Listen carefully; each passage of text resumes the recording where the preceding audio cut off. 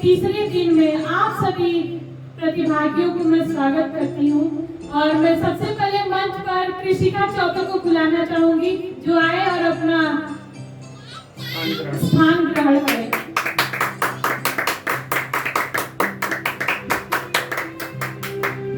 इसके बाद मैं प्रत्युष चौबे को बुलाना चाहूंगी जो आए और अपना स्थान ग्रहण करें।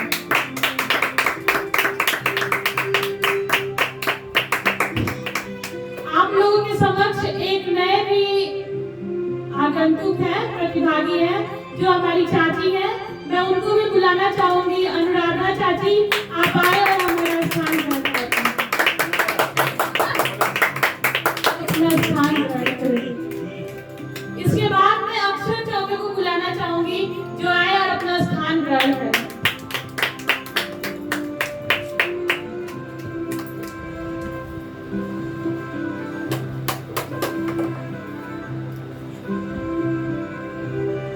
जैसे कि आप सभी को पता है कि हम लोग यहाँ विभिन्न प्रकार के कवियों के नज़्मों को पढ़ने के लिए इकट्ठा हुए हैं।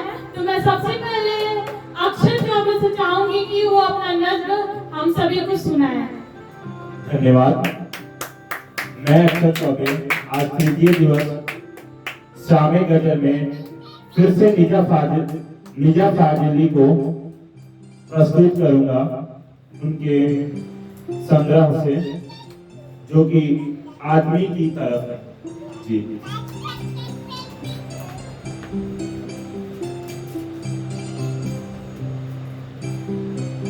नहु बहुत रोए, खुश था बंदा मार के पत्थर, बोला कुत्ता घायल होकर, नजमी अगर मैं हूं तो क्यों होकर क्यों, तू है कैसे मुझसे बेहतर, तू है कैसे मुझसे बेहतर, कोई कमतर है ना बेहतर, एक ही रब के है सब पैकर, तू ही बहुत रोए सुनकर।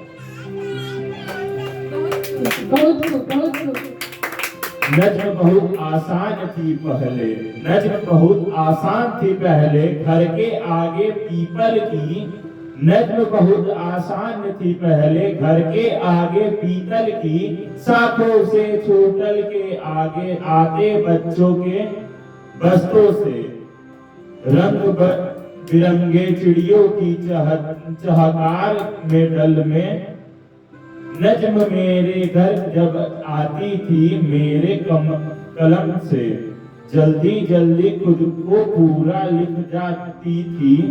अब सब मंजर बदल चुके हैं, छोटे छोटे चौराहों से चौड़े रास्ते निकल चुके हैं, नए नए बाजार से पुरानी गलियों में मिलते बरसत चुके हैं।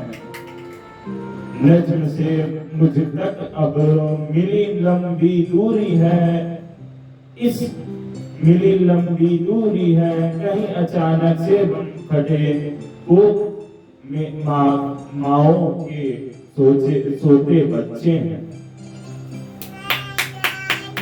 इमारत के सामने उनके आदमी की तरफ बहुत खूब निदा फादरी का है, मैं प्रस्तुत करूंगा। न अब हो तुम हो पहले से, न अब हो मैं हूँ पहले से, यूं ही बहती हुई नदियां नई समतें बदली हैं, यूं ही धरती की सीमाएं नए मुल्कों में ढलती हैं, ये ऊंची जो इमारतें हैं यहाँ पहले सयाएं थी, कई अनजान राहों से मुसाफिर इसमें आते थे, वो अपने बोलियों में वे वचन नगमे सुनाते थे, वो अपनी पोशाकों में बाजारों में जाते थे, कभी अपनी किताबों में खुदा नकाना पाते थे। मुसाफिर जा चुके हैं लेकिन उनकी बोलियां नहीं, उनके अकीद, उनकी पोशाक यही है मिट्टी में पानियों में। अब मैं जिंदा है यही मिट्टी यही पानी, किसी के गीत गाने में यही मिट्टी यही पानी, नया रास्ता बनने में यही मिट्टी यही पानी, शायर की जगह ऊंची इमारत जामे में हमें एक सा रहा नहीं कुछ भी जामने में। बहुत खूब, बहुत खूब। धन्यवाद। मैं अपने वाणी को विराम देता हूँ। धन्यवाद। बहुत सुंदर अक्षर चौबे जी,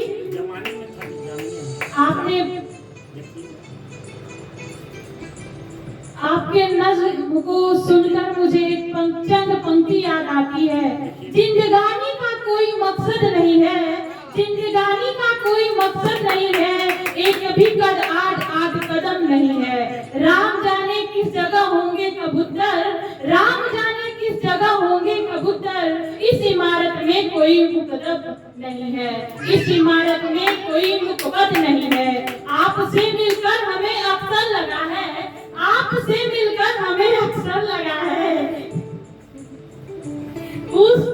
हुस्न में अब जज्ब ए अहमद नहीं है। इसके बाद मैं प्रत्युष चौबे जी को बुलाना चाहूंगी, जो अपने नज्म से हम लोगों को सबसे पहले तो मैं शुक्रिया करूंगा प्रज्ञा दीदी का, उसके बाद मैं मालवी जी को प्रणाम करूंगा।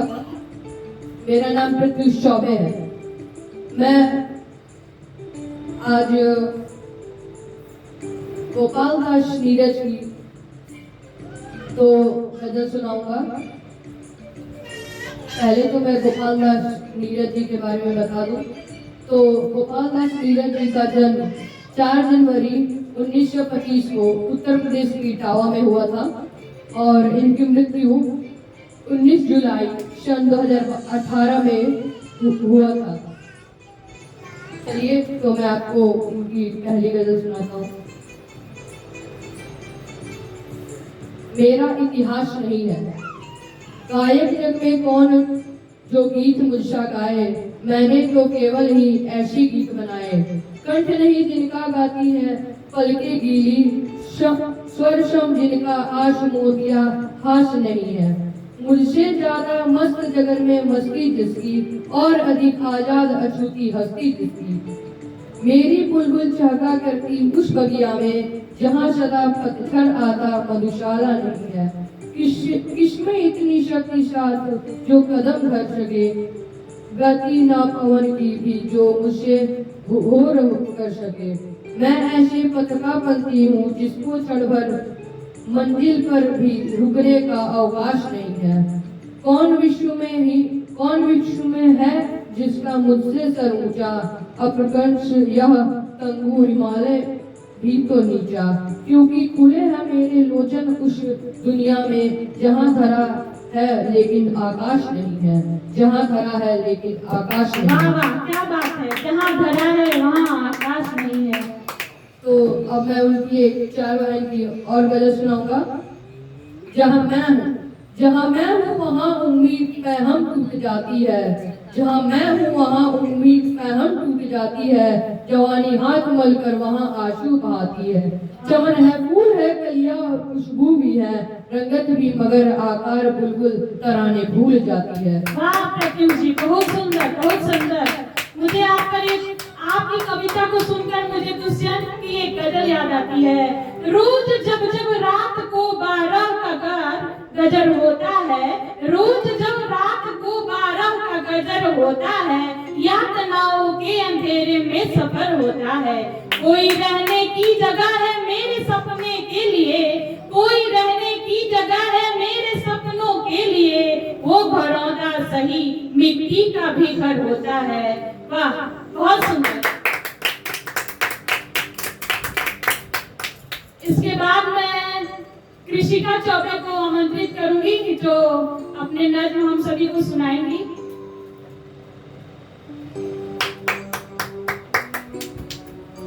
मेरा नाम कृषिका चौबे है और आज मैं फिर से बसीर बद्र की ताजा नज़्मों में से कुछ नज़्में आपको सुनाना चाहूंगी। दर्द की बस्ती बसा के रखो, दर्द की बस्ती बसा के रखो, रहमतों को सजा सजा के रखो। चांद सूरज कोई ना निकलेंगे, आज दिल का दिया जला के रखो। चांद सूरज कोई ना निकलेंगे। आज दिल का दिया जला के रखो, कागजों के घरों से दूर जरा, कागजों के घरों से दूर जरा, दिल की चिरागे दबा के रखो। आग के झिलमिले फूल से, आग के झिलमिले फूल से दिल का मौसम सजा सजा के रखो। आखिरी वक्त मुस्कुराया है, आखिरी वक्त मुस्कुराया है, ये हुनर है इसे बचा के रखो, ये हुनर है इसे बचा के रखो। वाह वाह, बहुत खूब, बहुत खूब। धन्यवाद।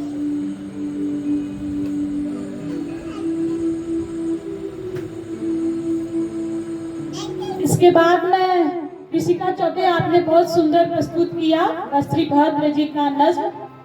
इसके बाद में अनुराधा चौबे जो हमारी चाची भी हैं, मैं उनको बुलाना चाहूंगी मंच पर।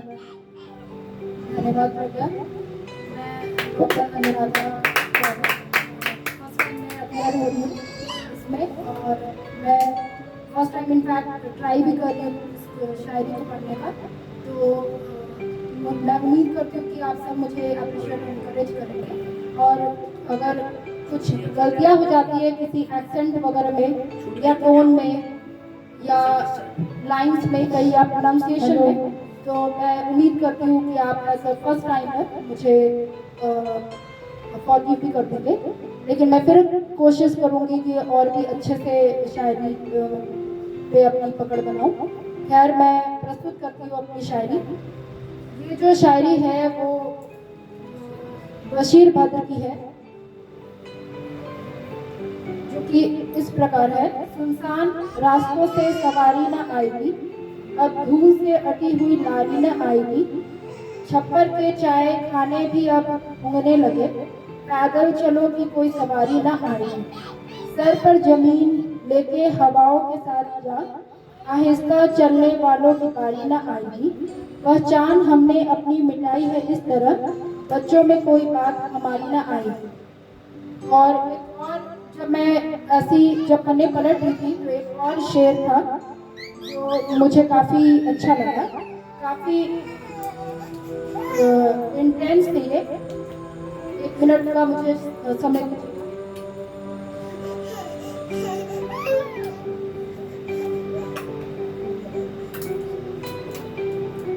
किसी की याद में पल के जरा भिगो लेते, उदास रात की तन्हाइयाँ में रो लेते, दुखों का बोझ अकेले नहीं संभलता है, कहीं वो मिलता तो उसे लिपट के रो लेते, तुम्हारी राह में शाखों पे फूल सूख गए, कभी हवा की तरह इस तरफ भी हो लेते, अगर सफर में हमारा भी हम सफर होता बड़ी खुशी से इन्हीं पत्थरों पे सो लेते। और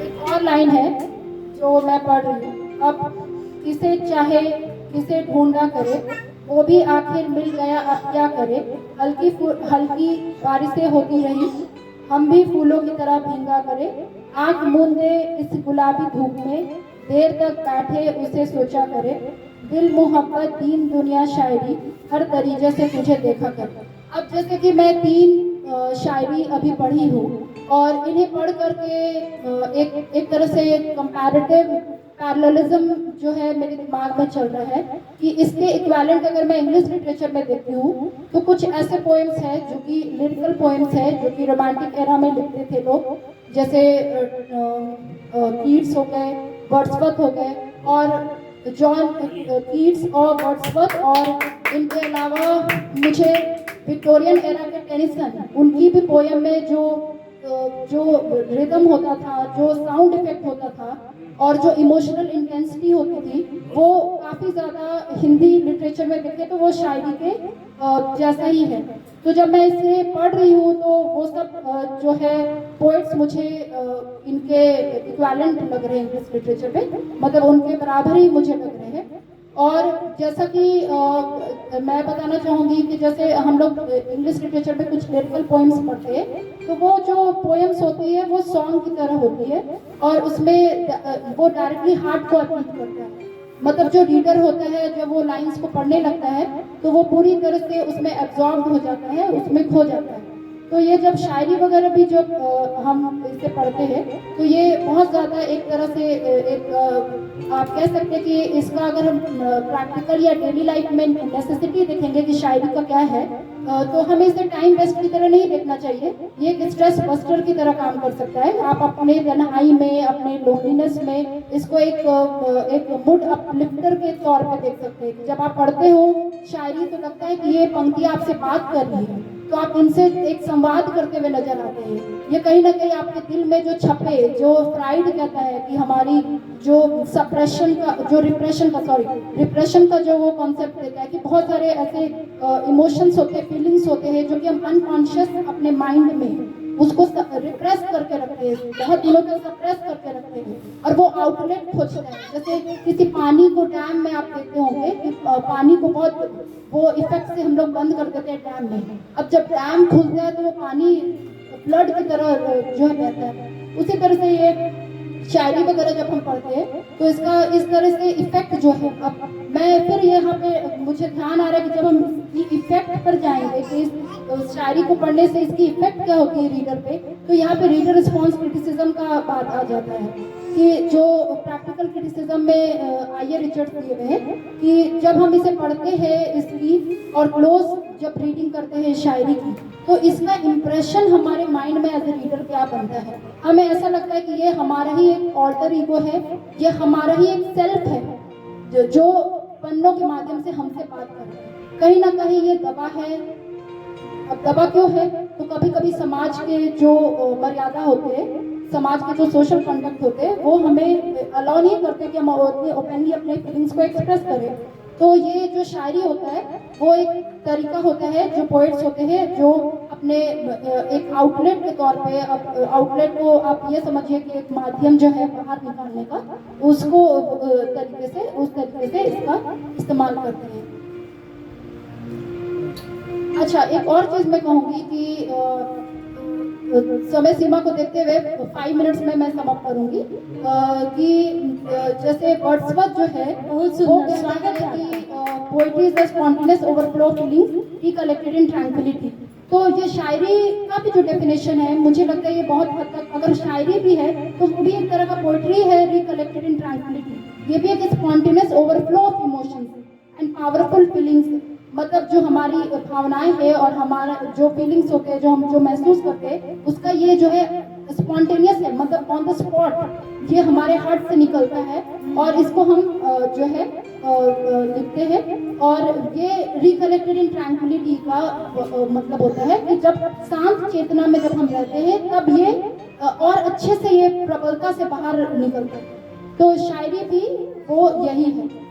और इसके साथ ही आई होप कि आप लोग जो है मेरे एक्सेंट, मेरे टोन, मेरी हिंदी के अगर कुछ गड़बड़ हुए होंगे उसके लिए आप मुझे माफ़ कर दीजिएगा, लेकिन मैं डबल एनर्जी और इंथुजियाज्म के साथ नेक्स्ट एपिसोड में आऊँगी और जो है इस पर और 3-4 सेलेक्टेड जो है शायरी पढ़ना चाहूँगी। बहुत सुंदर, बहुत सुंदर।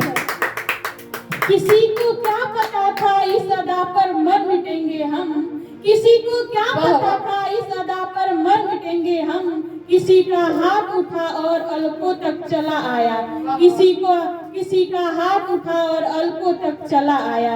इसी के साथ मैं अनुराधा चाची को बहुत बहुत धन्यवाद देती हूँ कि आपने बहुत ही अच्छे तरीके से हमें इंग्लिश और हिंदी दोनों ही तरह के नज़्मों को एक बराबर करके समानता दिखाते हुए बताया। बहुत सुंदर चाची, बहुत सुंदर। इसके बाद मैं आपको दुष्यंत कुमार की कुछ नज्म सुनाना चाहूंगी।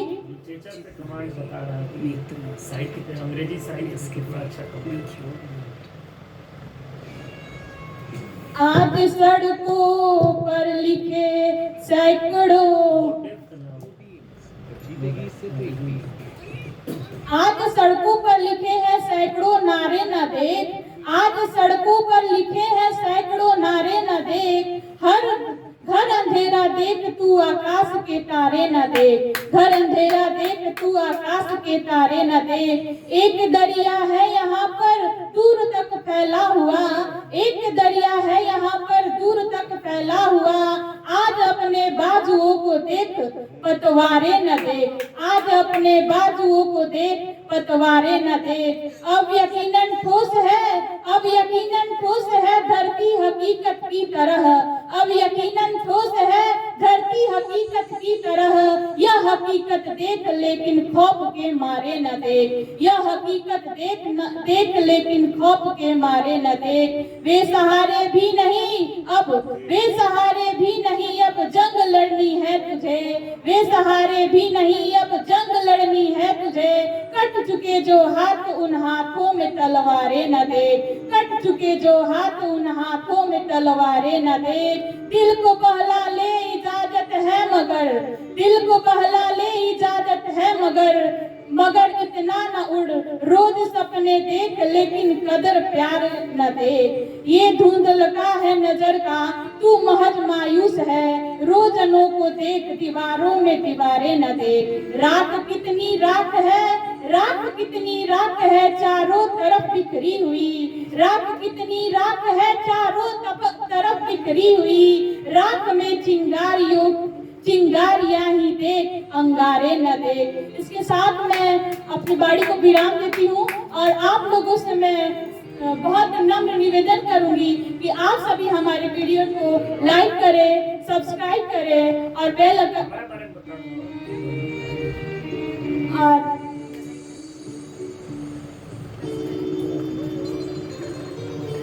इसके बाद मैं आप सभी दर्शकों को बहुत बहुत धन्यवाद दूंगी। और जैसे कि आप लोग देख रहे होंगे कि हम लोगों के सदस्यों में एक सदस्य नहीं है, हमारे चाचा डॉक्टर धीरेन्द्र नाथ चौबे, जिनकी तबीयत खराब हो गई है, इसकी वजह से वो हम लोगों की इस सभा में आ नहीं पाए। और कल की सभा में मैं उम्मीद करूंगी कल की सभा में वे जरूर आएंगे। और इसी के साथ मैं आज के इस प्रोग्राम को समाप्त करती हूँ। धन्यवाद प्रज्ञा जी, आपको धन्यवाद दूंगा जो कि आपने बहुत बढ़िया आज का कार्यक्रम सुचारू रूप से चलाया, इसके लिए बहुत बहुत धन्यवाद। उसके बाद डॉक्टर अनुराधा चौबे जी का भी धन्यवाद दूंगा जो कि अपने साहित्य, हिंदी साहित्य से इंग्लिश साहित्य को कैसे जोड़ा उन्होंने और प्रसिद्ध भद्र की चुनिंदाएं गजल कैसे पेश किए, इसके लिए भी बहुत बहुत धन्यवाद। मैं प्रज्ञा चौबे को दोबारा धन्यवाद दूंगा कि वो बहुत बढ़िया आज का कार्यक्रम कराए। शिखा चौबे को भी धन्यवाद दूंगा कि उन्होंने अपना प्रस्तुतिकरण बहुत ही सुचारू रूप से किया, बहुत बहुत धन्यवाद शिखा चौबे। पुनः प्रत्युष चौबे को भी धन्यवाद दूंगा क्योंकि उन्होंने बहुत ही बढ़िया गजल अपना प्रस्तुतिकरण किया था, बहुत बहुत धन्यवाद। आप सभी का बहुत बहुत धन्यवाद। शामे गजल में आप सभी का बहुत बहुत धन्यवाद।